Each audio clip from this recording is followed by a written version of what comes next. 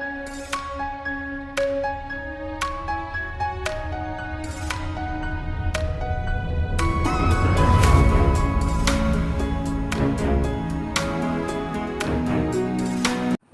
दोस्तों, आज हम बात करेंगे एडेनियम के बारे में या डिजर्ट रोज़ के बारे में।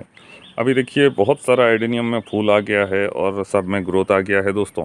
जैसे ही मानसून आता है, क्लाइमेट चेंज होता है तो इसमें भी ग्रोथ आता है और बारिश में भी दोस्तों रेन वाटर में नाइट्रोजन रहता है तो इसका ग्रोथ आ जाता है। और ऊपर से आप अगर फीडिंग थोड़ा कर देते हैं और इसको शेप में प्रूनिंग में ला देते हैं तो बहुत अच्छा रहता है।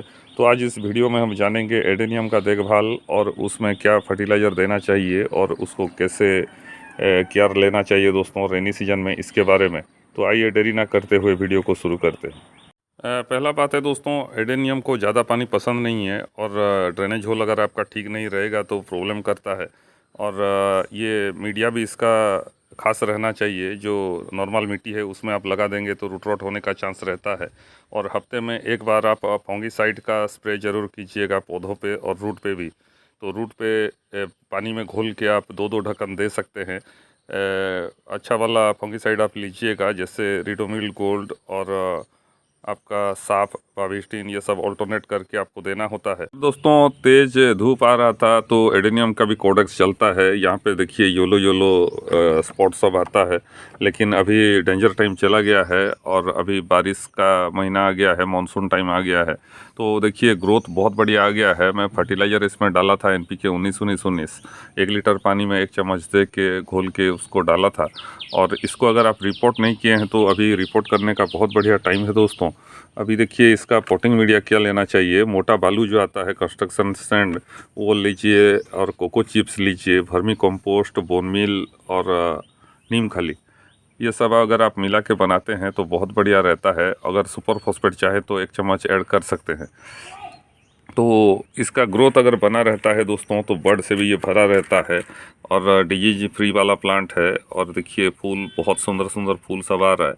ये अगर ज़्यादा लंबा हो गया है तो इसको प्रूनिंग कर दीजिए और शेप में रखिए, क्योंकि शेप में होने पर ही ये अच्छा लगता है। ब्रांच अगर ज़्यादा बड़ा हो जाए तो अच्छा नहीं लगता है दोस्तों।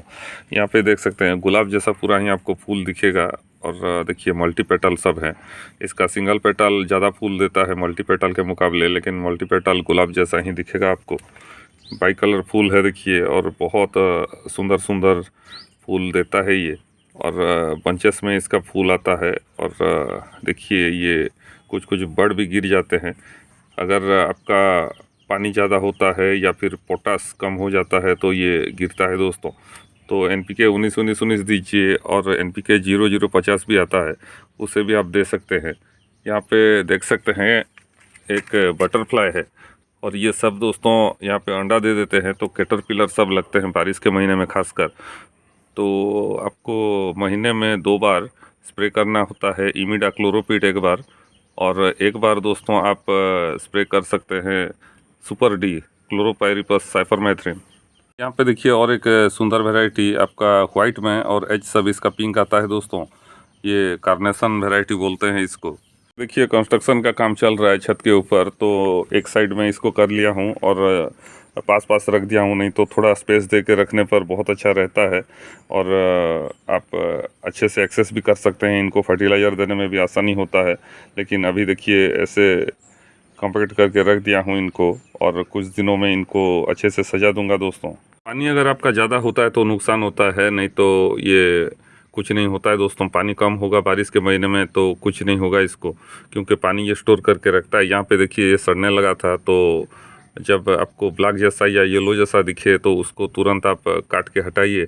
और यहाँ पे आपका फंगिसाइड का स्प्रे कर दीजिए, साफ बाविस्टीन या फिर आपका टाटा मास्टर जो भी है सिस्टमिक फंजीसाइड, उसको आप लगा दीजिए। और प्लांट के चारों तरफ आप स्प्रे भी कर सकते हैं दोस्तों। अगर फंगस रहता है तो खतरा रहता है, फिर ये सड़ने लगेगा। और यहाँ पे देखिए फूल भी ये कमाल का दे रहा है। ये देखिए लाल कलर में और एक बढ़िया वैरायटी। और यहाँ पे है आपका वाइट में देखिए ये डबल लेयर है। और ये वाला देखिए येलो और थोड़ा रेडिश ब्लेंड आता है इसमें। बहुत सुंदर सुंदर फूल देते हैं ये दोस्तों।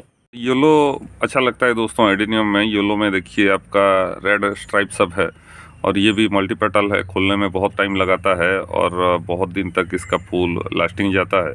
पे एक मिनी वैरायटी है, इसका देखिए बाई कलर है दोस्तों, रेड वाइट और थोड़ा ब्लैकिश है।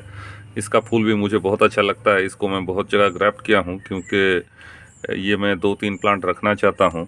और यहाँ पे देखिए येलो में रेड है आपका सिंगल पेटल में, ये बहुत फूल देता है दोस्तों। आपका समर में बहुत फूल दिया था, इसका प्रूनिंग कर दिया हूँ, फिर से इसमें ग्रोथ आ रहा है। ये आपका एडेनियम का है सांता क्लॉज का एक्चुअल कलर नहीं आया है, ये आपका ट्रिपल लेयर है दोस्तों। इसका सिंगल भी आता है, डबल भी आता है और बाई कलरफुल रहता है। यहाँ पे नीचे देखिए और एक सुंदर वैरायटी, आईडी तो नहीं जानता हूँ लेकिन देखिए कमाल का है, ब्लैक और रेड मिक्स में आता है दोस्तों। येलो और रेड ब्लेंड में और एक वैरायटी है देखिए, ये भी सिंगल पेटल है और ये भी दोस्तों बहुत सारा फूल देता है आपको।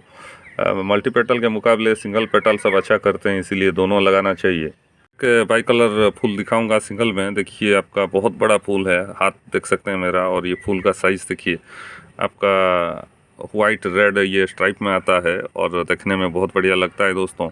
ये भी एक मास्टरपीस है। आता है 05234, उसको भी हफ्ते में एक बार रोटेशन करके देना चाहिए। अभी दोस्तों अगर फर्टिलाइज़र ठीक से देंगे तो बहुत सारा फूल देगा, नहीं तो आपका पत्तियां ही पत्तियां आता है। और पोटास रिच फर्टिलाइज़र अभी देना चाहिए। देखिए रेड में और एक आपका डबल वैरायटी है, डबल लेयर बोलूँगा। गार्डन के जब आपके सारे फूल फीके पड़ जाते हैं तो एडेनियम चमकता है दोस्तों, और ये परमानेंट पौधा है, इसीलिए आप एक बार लाते हैं तो बहुत दिन तक ये चलता है। और इसका सीड पॉड भी लगता है, ओकेजनल लगता है। अगर आप हैंड पोलिनेशन करते हैं तो बहुत अच्छा रहता है, सीड पॉड बार बार बनता है दोस्तों। और जो देसी वैरायटी रहता है उसमें बार बार सीड पॉड बनता है। एक देखिए ज़बरदस्त वैरायटी डॉटेड में लाल और सफ़ेद डॉट है, रेड एंड वाइट डॉट है दोस्तों। और ये भी कमाल का वैरायटी है, अभी इसका सब हाइब्रिड निकलने लगा है और बहुत सारा कलर वेरिएशन आने लगा है।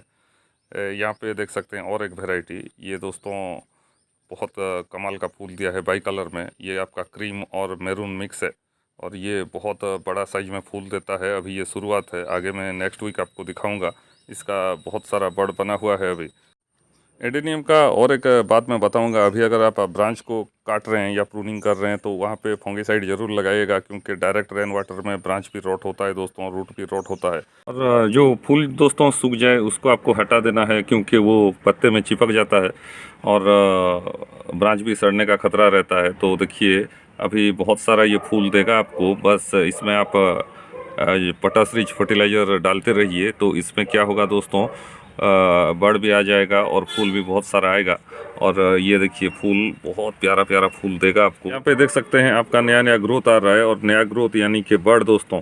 और अगर आपका ग्रोथ भी आ रहा है और बड़ नहीं आ रहा है तो आप NPK 0050 वो दे सकते हैं दोस्तों। 1 लीटर पानी में 1 चम्मच घोल के एक एक ढक्कन सारे गमले में दे सकते हैं, तो आपका जो नया ग्रोथ आया है उसमें दोस्तों बड़ बन जाएगा। ये वाला देख सकते हैं आप, ये एक पौधे में मेरा 27 ग्राफ्ट है दोस्तों। सब के टॉप में आप अगर देखेंगे तो आपको पता चल जाएगा। यहाँ पे देखिए ये सब, यहाँ पे देखिए ये सब ग्राफ्ट हुआ है। तो मल्टी ग्राफ्ट आप बनाइए और बहुत सारा फूल खिलाइए दोस्तों, कलरफुल फूल सब एक पौधे में। तो आज के लिए बस इतना ही, फिर मिलते हैं और एक नए वीडियो में नई जानकारी के साथ, नए पौधों के साथ। नमस्कार।